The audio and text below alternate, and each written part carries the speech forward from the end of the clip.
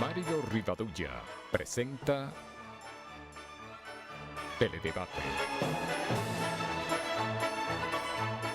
con Ramón Reyes, Alex Jiménez y Dilenia Cruz. Teledebate, objetivo y veraz, siempre fiel a la verdad. Bienvenidos amigas, amigos televidentes a una nueva entrega de Teledebate. Hoy lunes, comenzando la semana laboral, como siempre con Ramón Reyes, vamos a estar con ustedes por la próxima hora compartiendo temas de interés general, sobre todo una muy importante entrevista que presentaremos en el próximo segmento. La frase de hoy, Ramón, dice así: la lengua de un adulador causa más daño que el arma de un enemigo. ¿Está de acuerdo? Y bien, tenemos por otro lado, bueno, que los diferentes rostros de la actualidad. Una crónica esperada, Ramón, es la convención del PRD efectuada este domingo. Era una crónica esperada, ¿verdad? Sí. Tenemos que fue la victoria aplastante para Miguel Vargas Maldonado, como es natural. Óigame. Óigame. No hay victoria aplastante. Perdón. Estoy hablando de los datos que da el periódico. Estoy diciendo que era la crónica esperada porque todo el mundo sabía que si Miguel Vargas Maldonado iba a montar su convención, la iba a montar para él. Estoy hablando de los datos que da el periódico. Entonces, Guido Gómez Mazara, acusando de fraude, absurdamente no se le permitió votar, pese a ser candidato. El anuncio de que acudirá con sus abogados al Tribunal Superior Electoral. Y como para no apartarse de una sola coma del libreto de violencia que ha estado presente en varios de los eventos internos, la balacera, el consiguiente pánico y estampida de quienes estaban en la cercanía de la Casa Nacional y el balance de varios heridos, aunque afortunadamente, al parecer, ninguno con riesgo de muerte. La modalidad incorporada como valor agregado en esta oportunidad fue la actitud agresiva que por elementos armados contra periodistas y fotógrafos, con la incautación de material de trabajo, material fílmico, material gráfico, lo que constituye un burdo atentado al ejercicio periodístico y la libertad de expresión. Por lo demás, parodiando la vieja guaracha, el cuartico está igualito con la cuarta división de la organización política a la que dedicó su vida José Francisco Peña Gómez, y el gobierno ejerciendo pues el poder sin oposición. Esa es la situación. Mire, la situación es que ahora, en el momento en que estamos iniciando este espacio, Julio Mariñez, presidente de la comisión organizadora, está tratando de hilvanar, pedirle excusa a los medios de comunicación y haciendo un mea culpa, diciendo que nunca en la historia de una comisión organizadora se había producido eso y que él tenía que confesar frente a los periodistas que metieron la pata. ¿Pero usted sabe por qué lo está diciendo? Porque los periodistas que estaban ahí, ellos iban a dar una rueda de prensa para leer, entre comillas, el boletín, y los periodistas bajaron, estaban presentes, pero bajaron sus cámaras, la pusieron en el suelo y ningún periodista ni hizo preguntas ni escribió. En protesta por la desconsideración, todavía hay un periodista que le quitaron la cámara.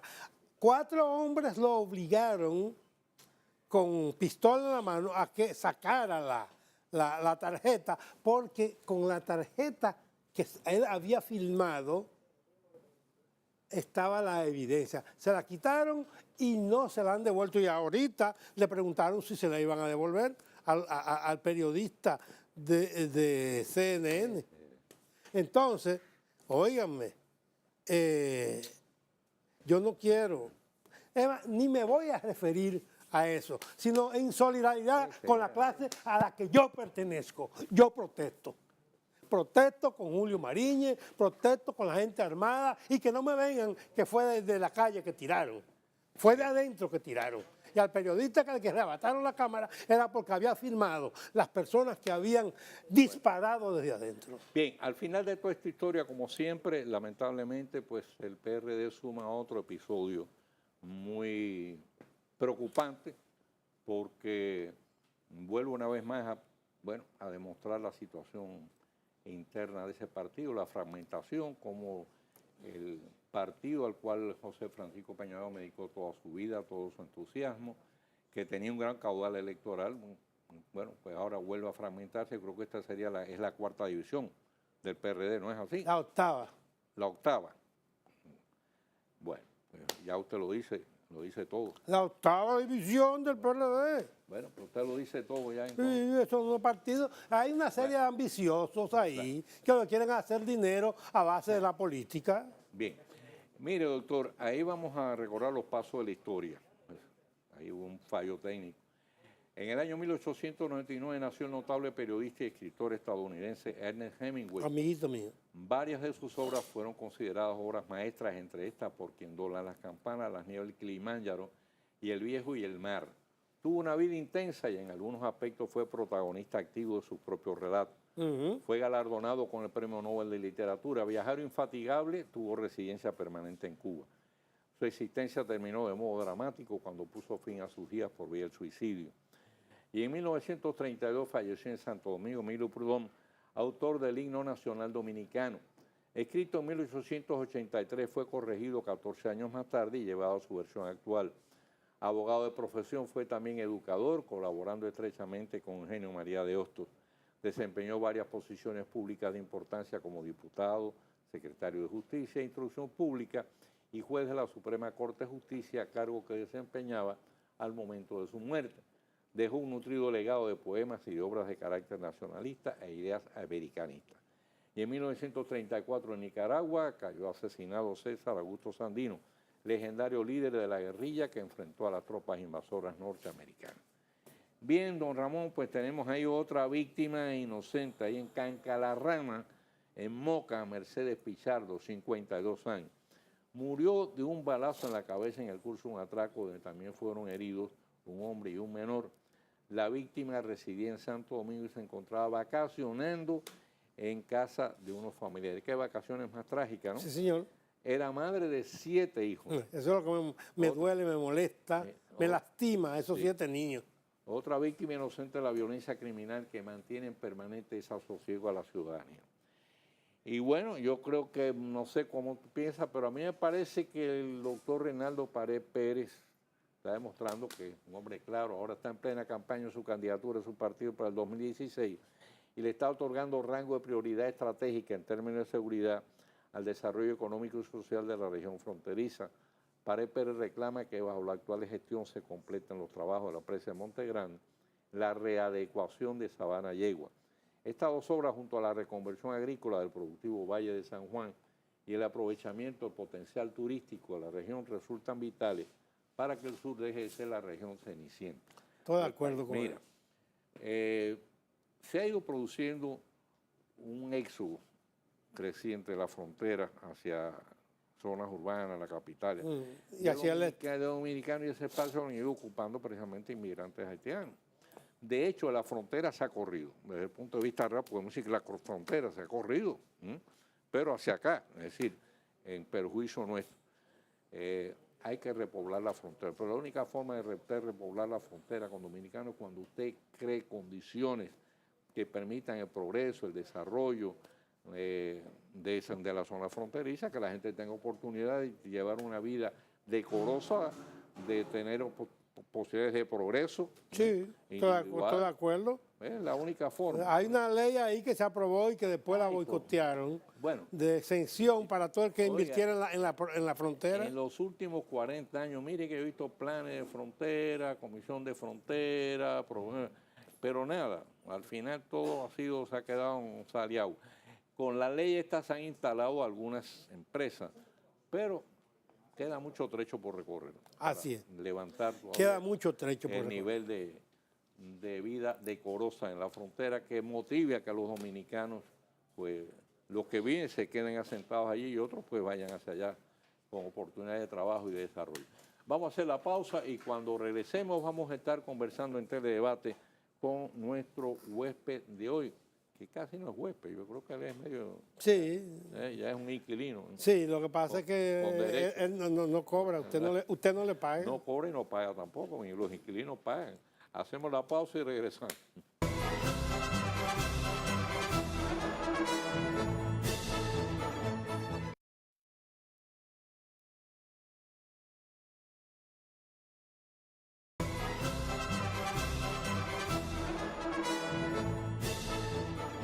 Bien, con nosotros el destacado jurista, doctor Juan Miguel Castillo Pantaleón, que ha estado aquí muchísimas veces, bienvenido como siempre.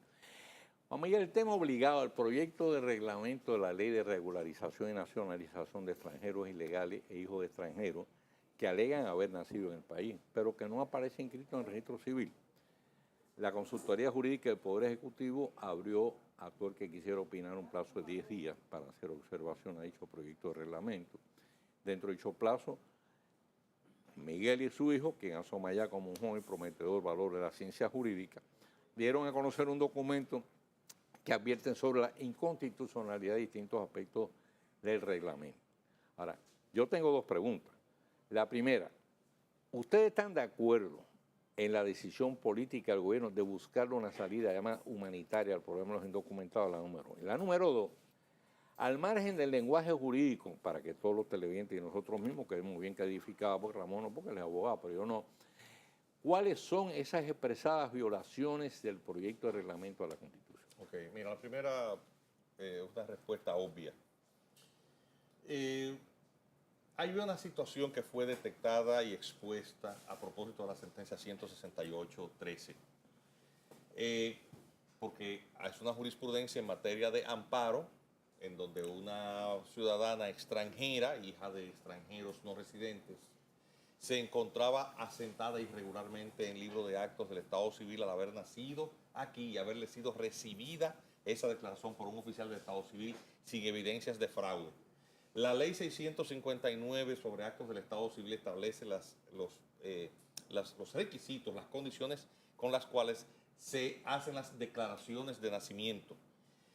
Necesariamente hay que probar, junto con el hecho del nacimiento, constancia expedida por un médico, un partero, un hospital, etcétera, hasta el alcalde. Documentación de la identidad de la madre. Pero el declarante, a su vez, tiene que presentar documentación de identidad. Eso es un requisito que se encuentra en la ley 659, la que establece todos los requisitos de las declaraciones de nacimiento, así como de todos los demás actos del Estado Civil, matrimonios y hasta defunciones. Estos requisitos se le imponen a todas las personas, dominicanos o extranjeros, porque en el país puede nacer una persona que no le corresponde a la nacionalidad dominicana, como tantos han nacido. De acuerdo al derecho, estos hijos de extranjeros, si no le corresponde la nacionalidad dominicana, deben de ser declarados ante las legaciones consulares de su país de origen. Por el jus sanguinis le corresponde la nacionalidad de su padre.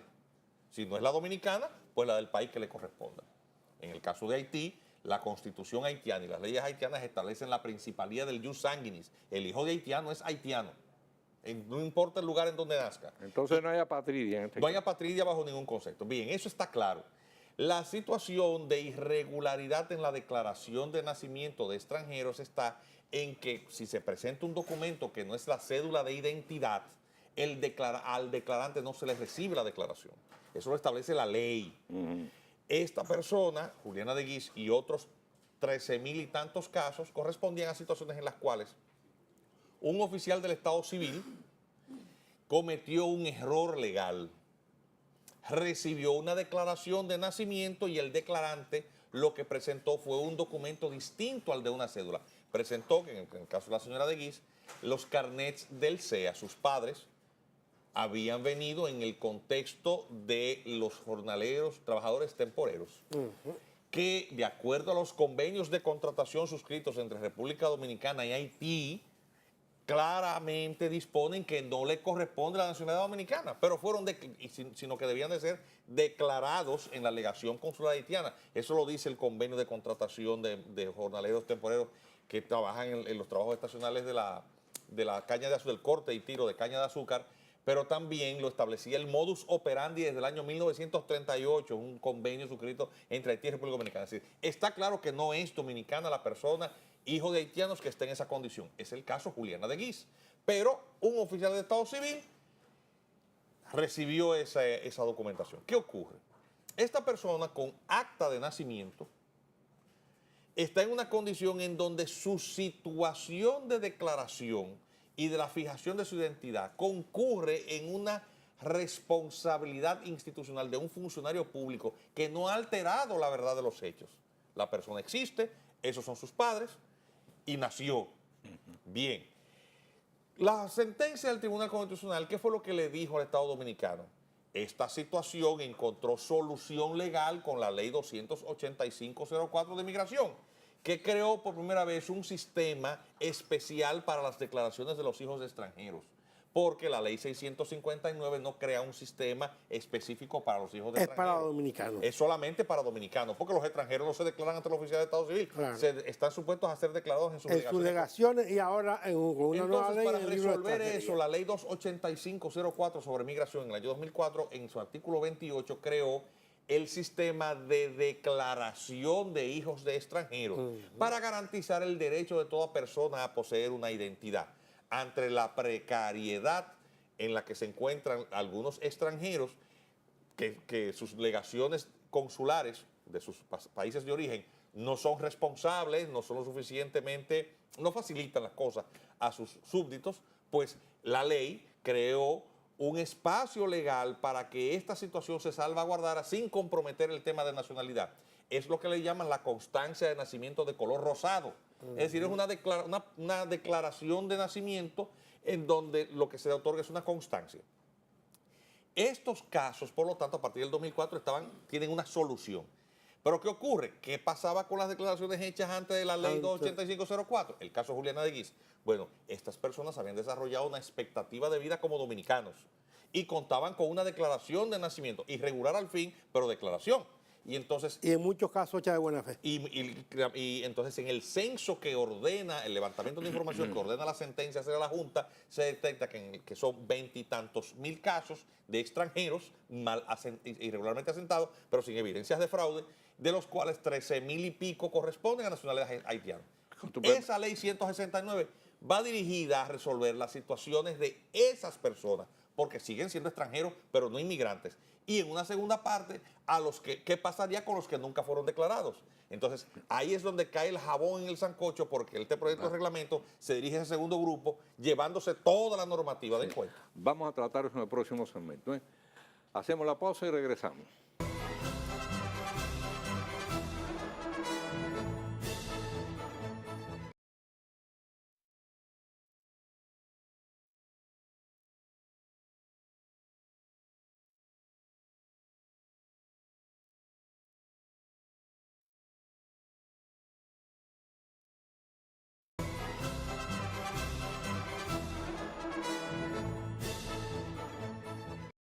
¿Con qué facultad, señor? Ah, perdón. El hombre estaba ya entusiasmado, que está tan vibrante Está entusiasmado, pero... con la presencia del doctor Castillo Pantaleón. Bien. Haga su pregunta, Doctor, don Mario. Doctor, Que el jurista le va a contestar. no, el doctor iba entonces a entrar en la segunda parte. En la segunda parte. Habló primero del primer aspecto de la regularización, la segunda parte de la nacionalización. Que dicho sea de paso, fue muy objetivo y no retorció los hechos como han hecho otros defensores, Sí. entre comillas. Sí. Así es. Mira, lo cierto es que este proyecto de reglamento no solo dinamita el marco jurídico normativo relativo a la identidad, porque crea un mecanismo sin ningún nivel de confiabilidad para que se fabriquen identidades. Dinamita el propio plan de regularización, porque le resultará más cómodo a un extranjero acogerse a la ley de naturalización que al plan nacional de regularización, porque en el de plan de regularización tiene que presentar documentos de quiénes son sus padres, pero esto ni siquiera exige esto. Implica regularización inmediata con la simple solicitud. Es decir, te ahorras la regularización y además la posibilidad de exigir la nacionalidad dominicana. O sea, le conviene más a un extranjero acogerse a esta ley que a utilizar el plan. Por lo tanto, rebasa con mucho lo que decía la ley 169, porque la ley 169 lo que decía es, para estos casos de los mal asentados, un procedimiento de naturalización expedito, que es humanitario, que viene a resolver un problema también de responsabilidad del Estado. Y en relación con los hijos de extranjeros que no habían sido declarados, los mandaba pura y simplemente al libro de extranjería, que como dije es competencia de acuerdo a la ley y la Constitución de la Junta Central Electoral. Es decir, este reglamento invade la competencia de atribución de un órgano constitucional. Eso es inconstitucional de cuajo, pero además violenta los derechos fundamentales de la persona a conocer la identidad de sus padres y obviamente de reclamar con ellos la nacionalidad que le corresponde por ius sanguinis. Quienes lo han redactado, evidentemente lo que andan buscando es un bajadero ante las presiones internacionales para que República Dominicana absorba la mayor cantidad posible de población haitiana. De eso es que se trata. ¿Por qué? Porque después que inició el Plan Nacional de Regularización se han producido una serie de visitas. La del vicepresidente de los Estados Unidos de Norteamérica, Joe Biden. La de Ban Ki-moon. el secretario general de la Organización de las Naciones Unidas, el coreano Ban Ki-moon, y en el día de hoy el presidente de la Unión Europea. Pero ya había estado aquí el secretario general de la OEA Correcto. antes de ¿Y ello. por qué? Porque cuando se aprobó el Plan Nacional de Regularización en el año pasado, en noviembre del año pasado, el plan requiere de la presentación de documentos que provee la nación de donde provienen esos extranjeros, en este caso Haití. Y Haití tiene un problema de indocumentación y de subregistro que es el peor de todo el continente y uno de los más graves del mundo. Es decir, es una población fundamentalmente indocumentada. Solamente confirmemos en las cifras que da el ministro del Interior y Policía, que la semana pasada habló de que ya habían sometido expedientes más de 80,000 extranjeros, fundamentalmente haitianos, y de los cuales apenas habían presentado documentos de identidad 300. Si hacemos un cálculo proporcional de cuánto es 300 de más de 80,000, te darás cuenta que es una cantidad microscópica. Entonces, ostensiblemente, por más generoso que se quisiera hacer con el plan de regularización, no se iban a poder regularizar estos haitianos y quedarse de manera legal. Entonces, se fue un paso más allá, se ha presionado al gobierno y el gobierno ha consentido en la preparación de esto, que es una barbaridad. Es una barbaridad primero porque viola flagrantemente en solo 21 artículos, 18 de ellos violan la Constitución, violan la Ley 659 en todo lo que tiene que ver con el tema de la declaración de nacimiento que está en el artículo 39 y siguiente de esa ley, viola la Ley 28504, viola la Convención Americana de Derechos Humanos, el Pacto Internacional de los Derechos Civiles y Políticos, 275-97. pero viola la propia Ley 169 que pretende regular. Es decir, es un gran disparate.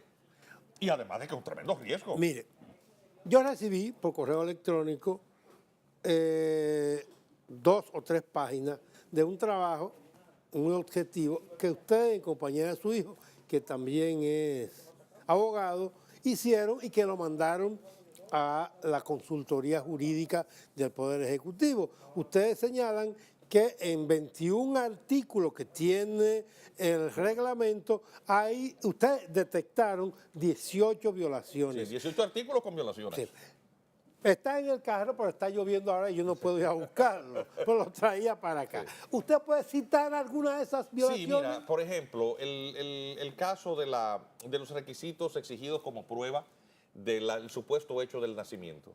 Estas declaraciones solamente van a requerir, de acuerdo a esta normativa, de la presentación de una constancia o declaración de que la persona supuestamente fue alumbrada, que puede ser expedida por órganos no institucionales, por ejemplo un médico. Es decir, te puede buscar cualquiera que le ponga ahí que en el año 1962 fue alumbrado un niño. Que le pusieron Mario Rivadulla. Que le pusieron, sí, Mario Rivadulla. A ver, que Mario Rivadulla es una persona que sabemos quién es, que tiene su identidad ya fijada. Pero este señor Mario Rivadulla, ¿y cuál es su nombre? Y dirá Mario Rivadulla, mi nombre es Ogui Pie. Sí. Ogui Pie, ¿verdad? Y entonces Ogui Pie ahora se está fabricando una nueva identidad. ¿Y cuál es la segunda prueba, además del hecho del nacimiento? O alguien que avale eso, entonces te buscas un acta notarial, una declaración de 2 personas que digan, sí, él es Ogui Pie, lo conocemos de la vida entera. Sabemos todos que es Mario Rivadulla, pero se acaba de inventar una segunda identidad. Inmediatamente someter esa declaración le atribuye automáticamente la condición de residente legal. O sea, lo regulariza migratoriamente sin la intervención de ningún poder público, ni la supervisión de ningún arraigo, ni de nada. Usted no tiene ni que saber español, ni saber ni quiénes son sus padres, nada. Es una locura. Usted me da Entonces, una. En 2 años, ese señor que se llama Ogui Pie, que realmente es Mario Rivadulla, entonces además de eso va a ser dominicano. Eso significará que usted, como extranjero o como dominicano, tendrá la oportunidad de fabricarse una segunda identidad, al margen de los mecanismos de constatación de cuál es su verdadera identidad, porque es que la Junta Central Electoral tiene décadas limpiando los libros de acta del Estado Civil y creando un sistema confiable de identidad. Entonces, esto se lleva de cuajo toda la normativa que constitucionalmente reconoce, artículo 212, a la Junta esa competencia. Es que eso no puede ser. El poder Ejecutivo está violando de cuajo la Constitución. Está bien, Viola la Constitución de pleno. señálame otra, va una, siga. Mire, con esta violación hay aproximadamente 6 artículos del proyecto que invaden esa competencia. Está también el tema de los plazos. Este proyecto de reglamento establece un plazo distinto al establecido en la propia ley para su implementación. Que choca. Que choca. Obviamente hay un tema de jerarquía. Un reglamento no puede violar una ley. Claro que no. Y en el caso, por ejemplo, de la ley 285-04, también todo lo que tiene que ver con el tema del libro de extranjería, eso es competencia de la Dirección General de Migración por un lado y de la Junta Central Electoral por el otro. El de la Junta por el tema de las declaraciones. Que eso lo establece la Constitución. El tema del libro de extranjería está en el artículo, creo que es 20 o 21, no recuerdo ahora de memoria. 21. Esto se plantea no como una obligación del extranjero, sino como una cosa que es potestativa de su simple declaración. Vale decir, el texto del reglamento, en un sinnúmero de artículos, cuando los chequeas, te das cuenta que vuelven y reenfatizan estas violaciones de tipo constitucional. Y obviamente también la ley 659, porque entonces crea un privilegio, lo cual compromete otro principio constitucional. Los dominicanos tenemos que cumplir con todas las obligaciones de la ley 659. De eso vamos a hablar. Sí, los extranjeros no. Hacemos la pausa.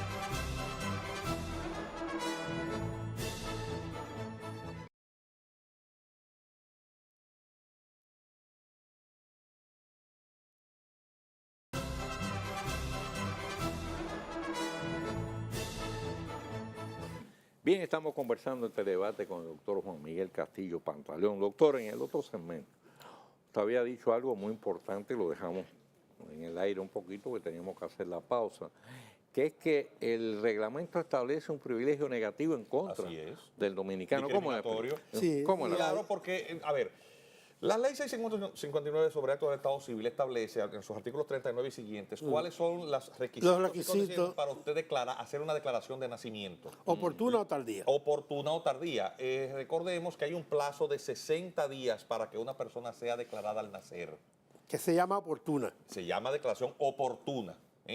Entonces, en eso, incluso para que se entienda, eso es lo que distingue incluso un infanticidio de un homicidio. Exactamente. ¿Por qué? Porque el niño, si es muerto, matado, antes de los 60 días es considerado un infante y luego los 60 días pues un niño normal.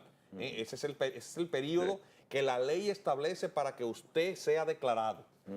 Y es obvio que la ley sea sumamente exigente porque es una manera primero de salvaguardar frescas los asentamientos de información que resultan cruciales en la declaración. Vale decir, el peso del niño, los padres, dónde fue alumbrado, todo ese tipo de información que te expide el establecimiento hospitalario o el médico que te atiende y que asientan en los libros correspondientes. De hecho, el Ministerio de Salud Pública tiene regulaciones administrativas sobre estos temas. Y la Junta Central Electoral ha puesto incluso oficiales de Estado Civil en oficinas en las principales maternidades. Pues bien, todos los dominicanos tenemos que cumplir con eso y quien declara tiene que ir a llevar una cédula y demostrar quién es la madre, y si la madre está casada hay que llevar un acta de matrimonio con la cédula del padre, bueno, todo aquello que está exigido para los dominicanos de la ley. Si usted no lo declara en el tiempo oportuno, usted tiene que iniciar un procedimiento que le llaman de declaración tardía, que le exige 9 documentos.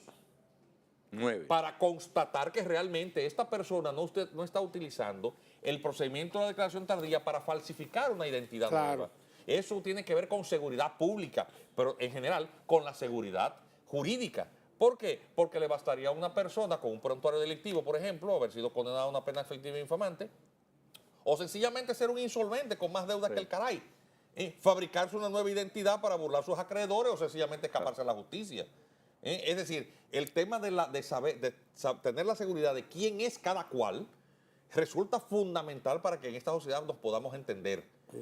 Para que un banco sepa a quién le está prestando, para saber a quién usted le compra o quién vende. Es decir, eso sustenta la seguridad jurídica, tener la seguridad plena de quién es cada persona. Por lo tanto, el tema de las declaraciones tardías procuran reforzar estos mecanismos para saber que si usted tiene 18 años de edad y usted dice que nunca lo declararon, pero cuidado, si no es verdad, eso no es verdad lo que usted está diciendo, entonces hay que confirmarlo. Bien, este nuevo reglamento, en nombre de facilitar las cosas a los extranjeros, lo que hace es dinamitar todas esas precauciones establecidas en la ley y permite que con la simple declaración del individuo, es el propio sujeto que se declara, sin ninguna constatación fehaciente, simplemente pedirle a un medio que diga que usted nació y un testigo o dos que digan que usted eso lo confirma. Y ya, eso depende del individuo, no tiene manera con el Estado de confirmarlo. Nos quedan 2 minutos. 2 minutos. Usted ahorita habló de que Ban Ki-moon, el vicepresidente de Estados Unidos, ¿quién más fue que vino? El de la Unión Europea, y yo agregué el de la OEA. ¿Qué sucede y viene a ser? Usted entiende que eso es una especie de presión o que han venido para presionar al gobierno. Ahora bien, yo no sé si usted se recuerda que al iniciarse el registro, que el gobierno haitiano le estaba cobrando 2.500 pesos a sus nacionales, y que la comunidad haitiana residente aquí dijo que no tenía cuarto para pagar eso, y que como era 7 gobiernos, se lo está haciendo gratis, usted me está cobrando 2.500. Es que ni aún bajando solo a 1.000 pesos, es que hay un problema de constatación de la identidad. Espérese. Dice el embajador haitiano aquí, es que nosotros somos un país muy pobre y necesitamos de ese dinero. Ellos están vendiendo los papeles, porque lo que están haciendo es venderlos. ¿No será detrás de eso? No, porque esto es peor. Ante la incapacidad del Estado haitiano de poder identificar a su población, pues sencillamente se le está exigiendo a República Dominicana, como un gesto, entre comillas, humanitario, que le dé la oportunidad a toda esta gente de declararse como dominicana. Eso puede significar para la República Dominicana la fractura de la identidad nacional, porque esa gente no es dominicana. ¿Y por qué no se apela a un estudio y a un registro, registro que hizo la OEA, que inscribió 5 millones de haitianos en Haití? No, porque es que la comunidad internacional no quieren que sean haitianos, quieren que sean dominicanos, porque hay el entendido dentro de ese absurdo de que República Dominicana, que es un país que más o menos funciona, absorbiendo la mayor cantidad posible de haitianos, terminará resolviendo el problema que es Haití para la comunidad internacional. Haití es un sumidero. Es decir, no hay manera de resolver los problemas, es un Estado fallido. Entonces, absorbiendo esta población, obviamente se entiende que se resolverá un problema regional. Lo que pasa es que eso no va a resolver ningún problema, sino que va a crear las condiciones de una verdadera fractura de la identidad dominicana. Y eso significa la vuelta de unos pocos años que la población dominicana real será una minoría en su propio territorio, porque la tasa de natalidad del haitiano es el triple de la dominicana. Es decir, la media de partos de mujer haitiana es de 7 por cabeza y la de la dominicana 2. Entonces, ¿qué ocurre? Que ante ese crecimiento poblacional que se potencia con el sistema de salud dominicano, que hay un sistema deficitario, pero hay, esa gran parte de esa población de haitianos que fallece, porque tiene la tasa de mortalidad materno-infantil más alta del continente y tiene la tasa de mortalidad, la expectativa de vida más baja del continente también, de este lado eso se potencia, porque el sistema de salud dominicano, como es generoso, una gran parte de esos niños no van a morir, van a sobrevivir, y por lo tanto ese crecimiento poblacional triplicará la dominicana, la haitiana, del lado dominicano. A la vuelta de 15 o 20 años, los dominicanos seremos minoría en nuestro territorio. No, más tarde. Pero lo mismo que está pasando en Ucrania. Y en Estados Unidos. En Ucrania está pasando eso. En Ucrania, en donde la población rusa en Ucrania terminó dividiendo el país. Eso está pasando ahora. Eso pasó en Yugoslavia. Los Balcanes, eso es una locura. Lo que están haciendo estos políticos irresponsables, porque este plan es para que se implemente dentro de 2 años. Es decir, cuando el que está ahora, que es el que está dejando este lío hecho, no va a estar. Bueno, doctor, el tiempo se nos agotó. ¿Por qué te da 2 minutos pero más? El tema creo que era para demasiado, ¿no?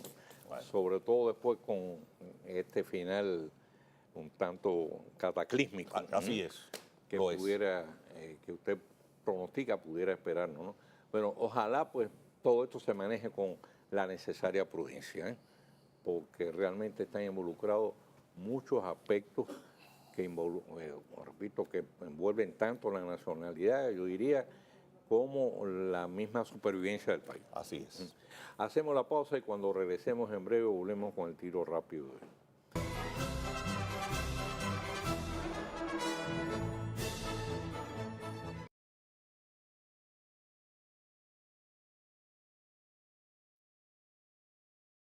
Teledebate El Tiro Rápido de Mario Rivadeneira.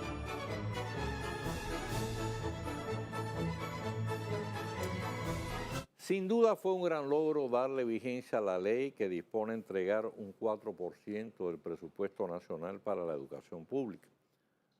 Pero ingenuo, tal como advertimos en su momento y hemos reiterado varias veces, que esa sola disposición pudiera resultar una especie de vara mágica para convertir un abultado acumulo de años de penoso atraso en una educación de calidad de la noche a la mañana.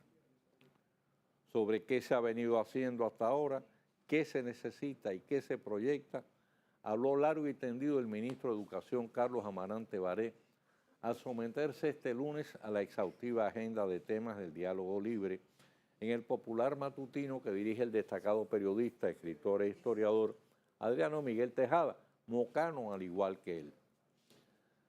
La brevedad del comentario impone el obligado resumen de los principales temas que abordó. Al presente, Educación emplea 75.000 docentes. Para cubrir la tanda extendida de las 1.100 nuevas escuelas proyectadas para el próximo año, se requerirán 8.500 nuevos maestros y un presupuesto ya reservado de unos 3.500 millones de pesos. Con esas adiciones, el total de planteles en horario de 8 de la mañana a 4 de la tarde alcanzará la cifra de 1.700 en el 2015, abarcando unos 800.000 estudiantes. Se dotará de cocinas y comedores a 579 centros que el pasado año escolar carecían de los mismos. El funcionario reveló que debido al éxito de la tanda extendida, algunos colegios privados han sido ofrecidos en venta al gobierno debido al éxodo de alumnos hacia la educación pública. La meta establecida para el 2016 es que el 80% de la población escolar de todos los niveles y modalidades esté incluida en la tanda extendida. Asimismo, que se hayan construido y entregado unas 200 estancias infantiles. Amarante Baré señaló que en el Gran Santo Domingo se ha retrasado el programa por la dificultad en conseguir algunos terrenos. Otro tema de importancia, el plan Quisqueya Aprende Contigo, con más de 600.000 inscritos para alfabetizarse, del total de 800.000 identificados por las autoridades, que no saben leer ni escribir, de los cuales ya ha sido egresada casi la mitad. De estos, 3 de cada 4 están interesados en continuar superándose, estudiando en la modalidad de adultos. Pero quizá lo más importante por la implicación que reviste para poder elevar la calidad de la enseñanza, el plan de capacitación magisterial que en primera frase incluirá a 3.500 docentes. Estos recibirán 390 horas de clases en un amplio temario de contenido y asuntos didácticos y pedagógicos para el cual hay reservada una dotación presupuestaria de 2.300 millones de pesos. Sin perderle pie ni pisada a su ejecución para confirmar que se va por la senda correcta, se impone estar conscientes de que falta todavía trecho por recorrer y tiempo para apreciar los resultados de la labor que se está llevando a cabo y la viabilidad de los proyectos a desarrollar de aquí al término de la actual gestión de gobierno. Pero conscientes, insistimos, que su realización no es cuestión de magia, sino de trabajo arduo, inteligente y dedicado. Mañana, Dios mediante, estaremos de nuevo con ustedes con una nueva entrega de Teledebate. Como siempre, nuestros mejores deseos, mayores bendiciones para todas las amigas y amigos televidentes.